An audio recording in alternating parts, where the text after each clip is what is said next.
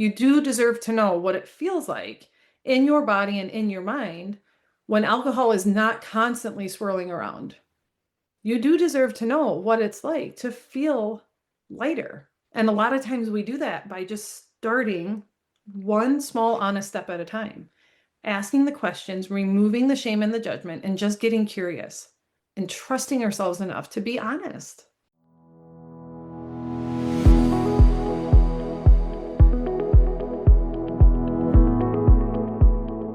Welcome to the Shannon McCabe Show, where we break free from our drink-obsessed culture, challenge the myths around alcohol, and redefine sobriety as the empowering choice it truly is. I'm Shannon McCabe, sober coach, holistic nutritionist, and your guide to a life that feels better without booze. Whether you're newly sober, sober curious, or years into this journey, this podcast is here to give you the truth about alcohol, the tools to build lasting confidence, and the hope that a vibrant, fulfilling life is waiting for you on the other side. So grab your coffee or sparkling water and let's dive in. Hey you guys, welcome back to the Shannon McCabe Show.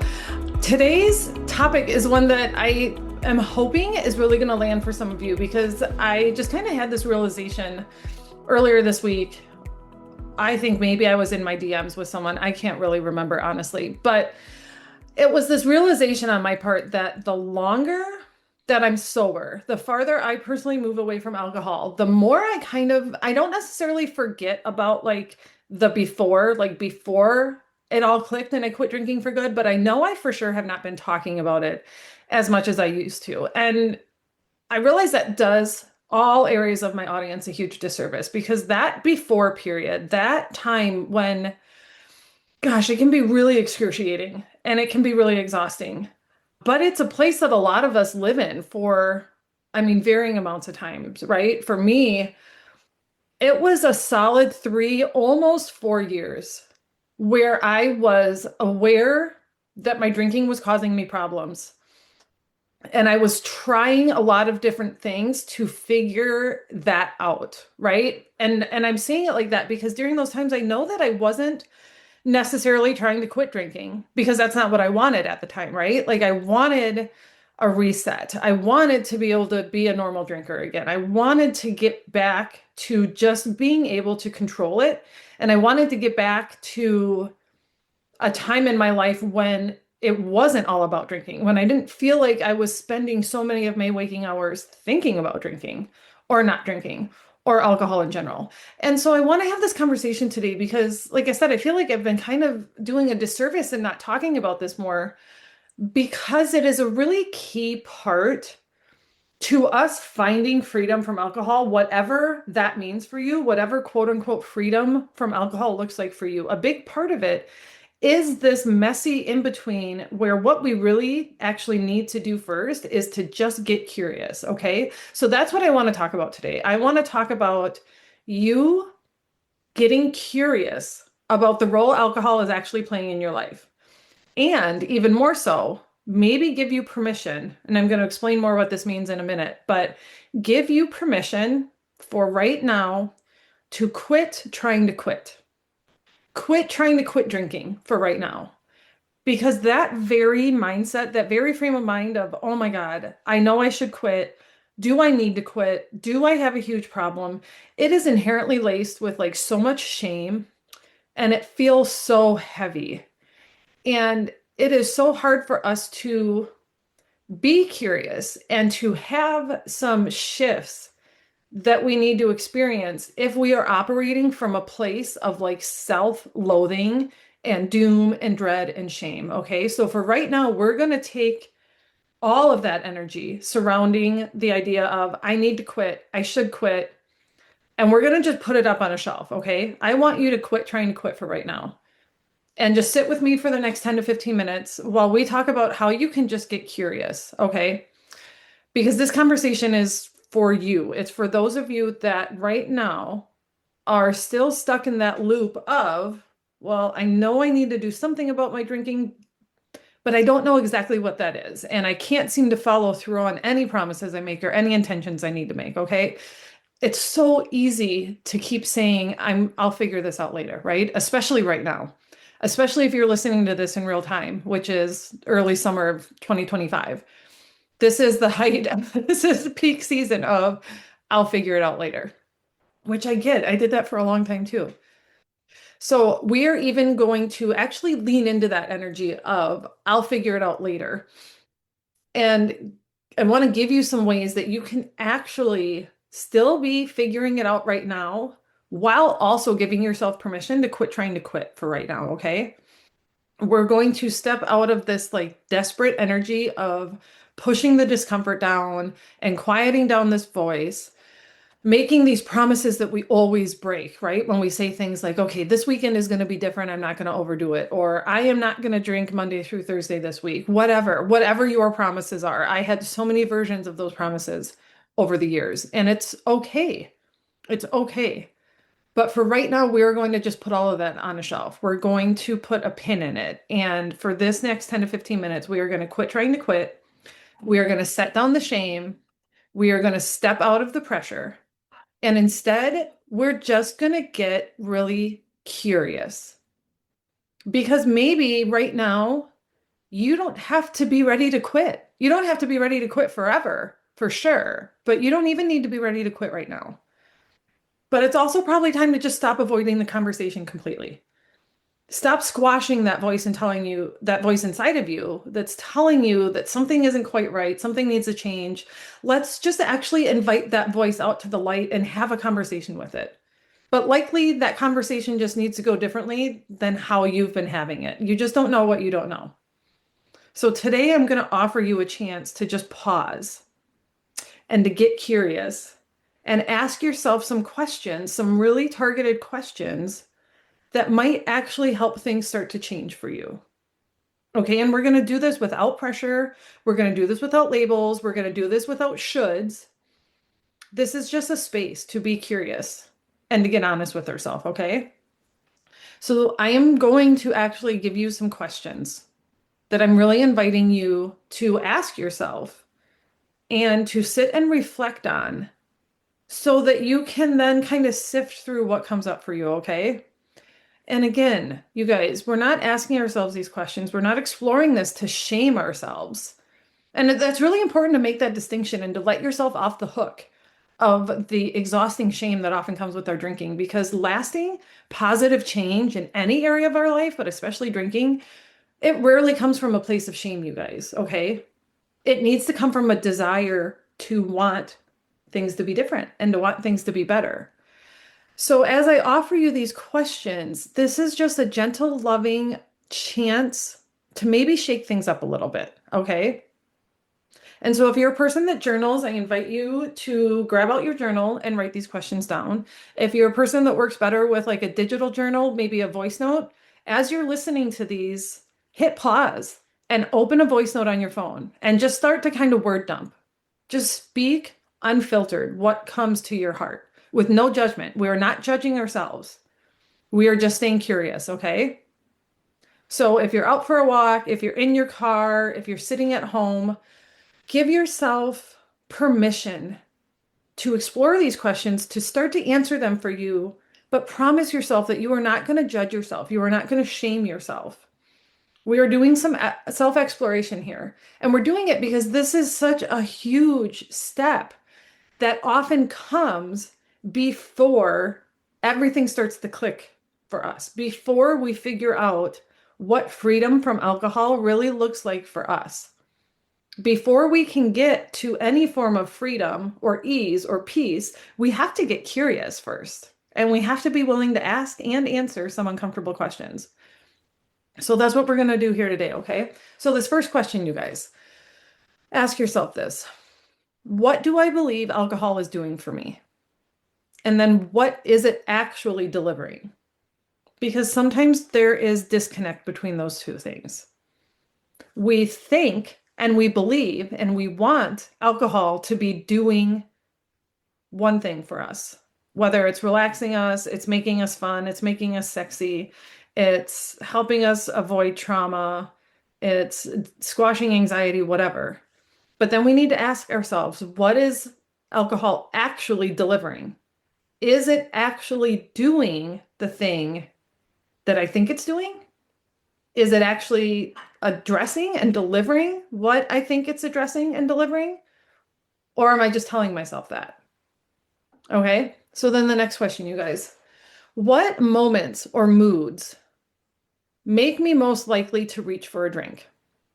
And this is going to be different for all of us, but ask yourself, and again, no shame, no judgment. If you say, like, God, my kids are really loud and stressful and it's so overwhelming at the end of the day, sometimes we can censor that and we can filter that because it makes us feel like a bad mom. But this is a judgment-free zone. We have to get really honest with ourselves here if we have a chance to shift and grow and change, okay? So unfiltered, word dump, no judgment. Get it all out. What moments or moods make me most likely to reach for a drink? And then the next one after that, you guys. What patterns do I keep seeing? Even when I say the things like never again, when I promise myself it will be different next week or it will be different on Monday, what patterns do I keep seeing? What things keep happening repeatedly that I need to first acknowledge so that then I can address them? So, what patterns do you keep seeing in your drinking, regardless of your best intentions? What actually keeps happening? Okay. And so now we're going to shift a little to asking yourself, how do I want to feel in my life? How do I want to actually feel physically and emotionally in my life in general and in specific areas of my life? How do I want to feel in my relationships? How do I want to feel in my work? How do I want to feel in my body, in my physical health? How do I want to feel inside my own head? And then ask yourself, does alcohol help me get there? Or does alcohol pull me farther away from how I really want to feel? And you guys, it's okay if even that last question is where all of a sudden you kind of pause and constrict and it gets tense, because likely you are thinking, shit, no, I know alcohol is pulling me farther away. I know that it's not helping me feel how I want to feel completely, right? It might help us in the moment, but then when we zoom out, we look and we realize, wow, alcohol actually isn't helping me. And that can be so scary and it can be so heavy. And you guys, that's normal and that's okay. And we will get to that. That can all be addressed. Right now, we're just answering the questions. Again, remember, no shame, no judgment, just curiosity. Look at how you want to feel in your life. And then ask yourself if alcohol helps you get closer to how you feel or farther away from how you want to feel. Okay, last question for you now, you guys. What do I fear would happen if I took a real break from drinking, even just for a week or even just for a month? What am I afraid of? What am I afraid of if I took alcohol out of the equation for even just a little while? What do I fear would happen? And you guys, there's no dumb answers to that question. Because a lot of us have a lot of things, right? You can be afraid that I'd be a really mean mom. You can be afraid that you're not going to know how to hang out with your friends. You can be afraid that you're not going to connect with your husband. You can be afraid that you're going to have to face that trauma from years ago. You can just be afraid that you'll be bored. Be afraid that you're not going to know how to hang out this summer if you don't have alcohol in your hand. There's no wrong answer, but just ask yourself and be really honest and be really thorough. What are you fearful of if you took a break from drinking for 2 days, for a week, for a month? Okay, you guys, I invite you to really, really go back and ask yourself these questions. Give yourself some time. Allow yourself to feel whatever you feel as you're answering them. Don't try to control your reaction. Don't tell yourself that this should not be emotional. It might be really heavy to really start exploring these questions for the first time. But sometimes, actually a lot of the times, the only way through is through. When you're willing to do this honest reflection and really allow yourself to just get in there, get in the nitty gritty and answer the questions and say the hard shit and feel it and bring it all into the light instead of keeping it tucked away. That's when we start really knocking on the door of figuring stuff out. This could be the first big step to you figuring out what you need to figure out so that alcohol isn't this thing that feels so heavy in your life, okay? Because this is what it comes down to today. This is the truth. This is kind of like the big sober sister hug I want to leave you with today, you guys. You do not need a big rock bottom for sure.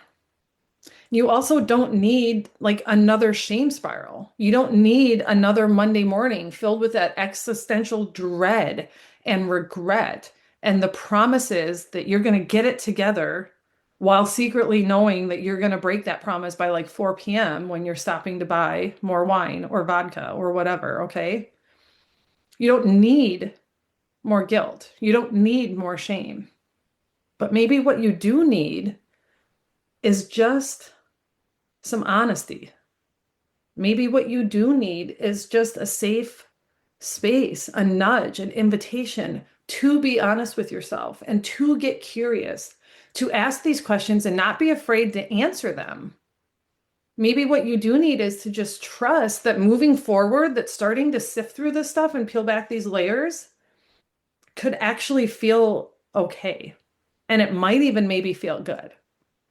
Maybe you just need to have this conversation with a friend. Maybe you need to just get some of it out and talk to somebody else who is either in the same spot that you're in or has been in this spot and is now a little farther down the road. So that's it. Maybe that's just what you need right now, you guys. So for today, I want to remind you that maybe for right now, what's best is to just quit trying to quit for a little while. Take the pressure off of yourself. Stop aiming for perfection and instead just start to notice and just start to get curious. Like, how do you feel? How do you really feel? What is alcohol really giving you? And then conversely, what is it quietly taking away that you maybe need to acknowledge and admit? Don't think about your friends. Don't think about your spouse, your family, your coworkers, or anything. But just ask yourself, how do you really feel? What is alcohol giving you and what is it actually taking away from you? And we can do this without making a big forever decision about our drinking. And we can do this without making a big claim or a big declaration or a big announcement or even a huge commitment. But you do deserve to know how life can feel without alcohol. You do deserve to know what it feels like in your body and in your mind when alcohol is not constantly swirling around. And when you're not constantly either planning or plotting or recovering from your drinking. You do deserve to know what it's like to feel lighter and to feel the relief that comes when we can let go of that chaos and drama and heaviness, okay? Because that's actually what the journey's all about, right? Is just figuring out how to live better, how to feel better. And a lot of times we do that by just starting one small honest step at a time, asking the questions, removing the shame and the judgment, and just getting curious and trusting ourselves enough to be honest. And that curiosity is okay. All right, you guys, I know that got a little deep kind of fast, but that's how life goes, right? If you're in my world, you know that that's kind of how life goes sometimes. So I'm going to leave you with this today. If you are listening in real time, I am just announcing Dryish July, which starts really soon. Doors are actually just opening. So Dryish July is going to be the perfect space for you to explore everything that we talked about today without pressure, without the need to feel perfect, without shame, and without judgment. It is absolutely going to be a safe space led by myself and a few other really, really incredible sober personalities from Instagram. And we're going to guide you and support you as you go even deeper into asking these questions and getting curious about your drinking, why you do it, how it's making you feel, and what you could maybe do instead. Okay? Doors are open now. Check the show notes for the link. And if you're catching this later, after July, you guys, there is always something happening in my world that will support your journey. I promise. So again, check the link, hop over to Instagram and say hi. I love getting DMs from you guys and hearing how this show is landing for you. So do not ever hesitate to connect. Thank you for hanging today, you guys, and I will be back next week.